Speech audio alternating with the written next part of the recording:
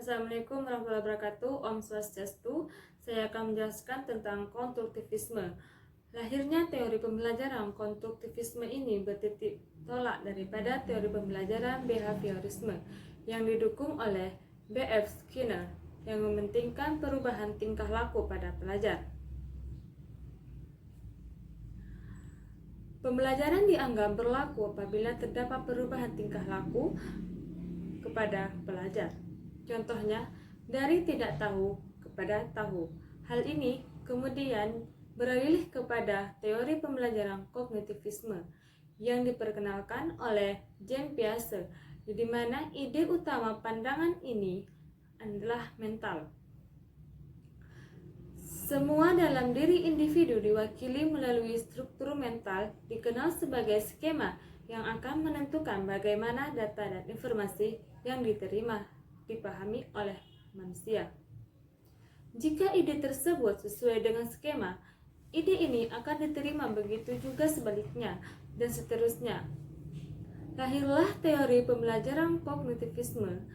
Teori ini memandang seseorang sebagai makhluk yang aktif dalam mengonstruksi ilmu pengetahuan melalui interaksi dengan lingkungannya. Di dalam konteks pembelajaran, siswa dipandang sebagai individu yang aktif membangun pemahamannya sendiri dan pengetahuan dunia sekitarnya dengan mengalami sendiri dan merefleksikan pengalaman tersebut. Dari pembelajaran kognitivisme ini juga mempunyai ciri-ciri seperti keterlibatan siswa secara intelektual dan emosional dalam pembelajaran.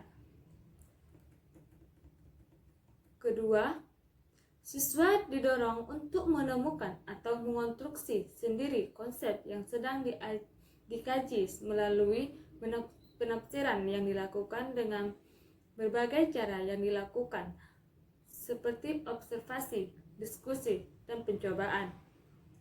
Ketiga, siswa diberi kesempatan untuk bertanggung jawab menyelesaikan tugas bersama. Keempat,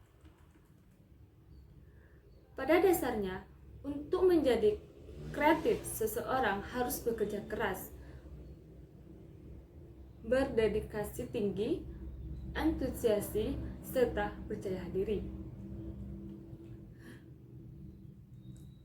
Kemudian, sintak dari konstruktivisme adalah apresiasi. Pada tahap ini, siswa didorong agar mengemukakan pengetahuan awalannya dengan konsep yang akan dibahas. Bila perlu, pendidik memancing dengan memberikan pertanyaan-pertanyaan problematika tentang fenomena yang sering ditemui sehari-hari. Dengan mengaitkan konsep yang akan dibahas, siswa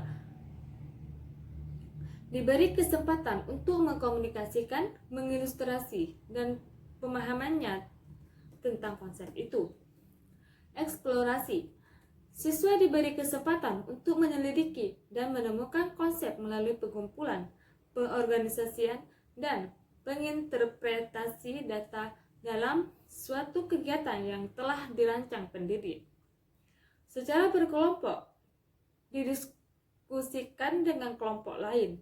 Secara keseluruhan, tahap ini akan menemui rasa keinginan siswa tentang fenomena alam di sekitarnya. Kemudian, diskusi penjelasan konsep. Siswa memberikan pembelajaran dan solusi yang didasarkan pada hasil observasinya ditambah dengan penguatan pendidik. Maka, siswa membangun pengetahuan baru tentang konsep yang sedang dipelajari. Hal ini menjadikan siswa tidak ragu-ragu lagi tentang konsepnya. Pengembangan dan aplikasi. Pendidik berusaha menciptakan iklim pembelajaran yang memungkinkan siswa dapat mengaplikasikan pemahaman konseptualnya, baik melalui kegiatan pemunculan dan pemecahan masalah-masalah yang berkait dengan isu-isu di lingkungannya. Kemudian, kelebihan dari pembelajaran kognitivisme, yaitu siswa dapat berpikir untuk menyelesaikan masalah. Kedua, mengembangkan gagasan dan membuat keputusan. Ketiga, siswa dapat lebih paham karena terlibat secara langsung dalam membina pengetahuan baru dan mereka dapat mengaplikasikannya dalam semua situasi. Keempat, siswa akan ingat lebih lama terhadap semua konsep yang dipelajarinya. Kemudian, yang kelima, kemahiran sosial diperoleh ketika berinteraksi dengan rekan dan guru dalam membina pengetahuan baru, sehingga memunculkan kesadaran bahwa belajar adalah tanggung jawab siswa sendiri. Mengembangkan kemampuan siswa untuk mengajukan pertanyaan dan mencari sendiri pertanyaannya.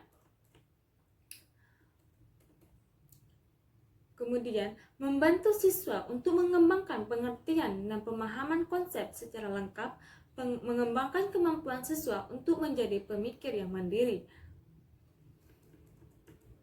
dan menekankan pada proses pembelajaran bagaimana belajar itu.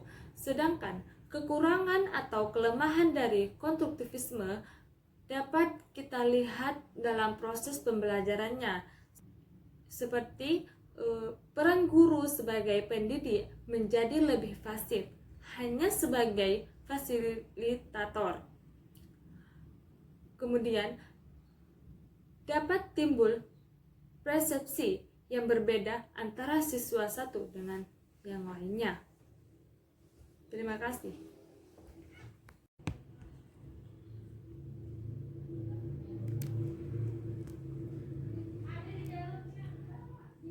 Bab 7. Konstruktivisme.